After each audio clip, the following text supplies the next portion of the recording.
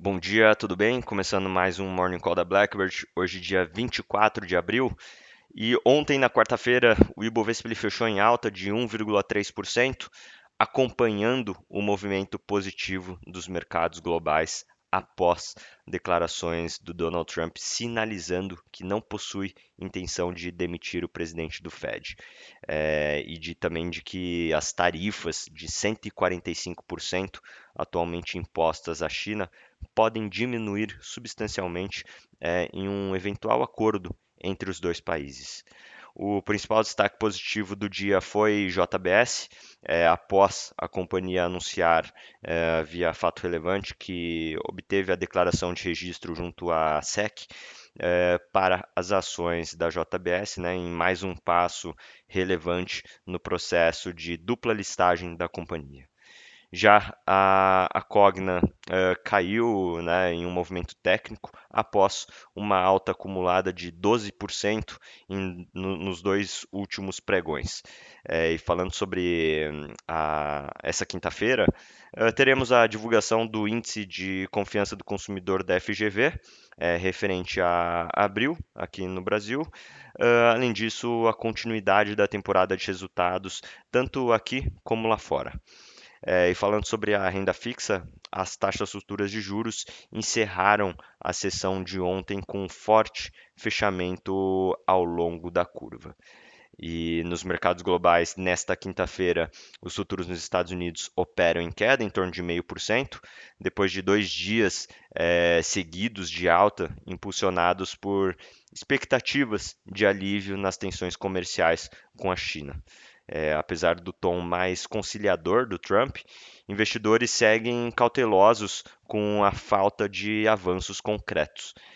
No dia anterior, S&P subiu em torno de 1,7% e Nasdaq avançou em torno de 2,5%, mas ambos fecharam longe das máximas do dia.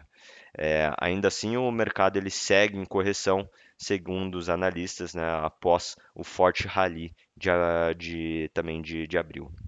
E falando sobre a Europa, as bolsas elas recuam em torno de 0,1, 0,2%, com realização de lucros e balanços no radar.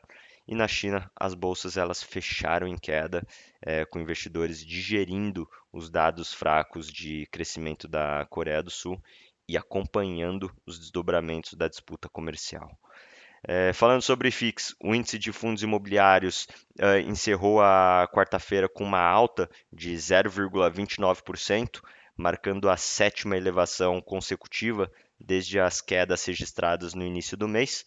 O destaque da sessão foi para os fundos de tijolos, que apresentaram um desempenho médio de 0,42%, enquanto os FIIs de papel registraram uma valorização em torno de 0,02%. E falando sobre a economia, nos Estados Unidos, os dados do índice de gerentes de compras mostraram uma leve aceleração do crescimento da manufatura, atingindo 50,7, acima das expectativas. Por outro lado, o crescimento do setor de serviços parece ter se reduzido, com o PMI desacelerando de 54,4 em março para 51,4 em abril, o valor abaixo da expectativa. No geral, o PMI composto, que inclui manufatura e serviços, atingiu 51,4, o menor nível em 16 meses. Além dos dados do PMI, os relatos trazidos ali pelo livro bege do Fed também mostraram uma desaceleração da economia, com uma possível alta dos preços e também do desemprego. E também nos Estados Unidos, o secretário do Tesouro, o Scott Bessent, disse que as tarifas excessivamente altas entre o país e a China terão que ser reduzidas antes de que as negociações comerciais possam prosseguir, e indicou acreditar em uma redução mútua. Falando sobre a agenda do dia, teremos indicadores de pedidos de bens duráveis, além de auxílio-desemprego e vendas de casas usadas nos Estados Unidos. Também teremos os discursos de dois diretores do Banco Central, é, e também em eventos ali em Washington. Bom, vamos ficando por aqui. Muito obrigado. Bom dia.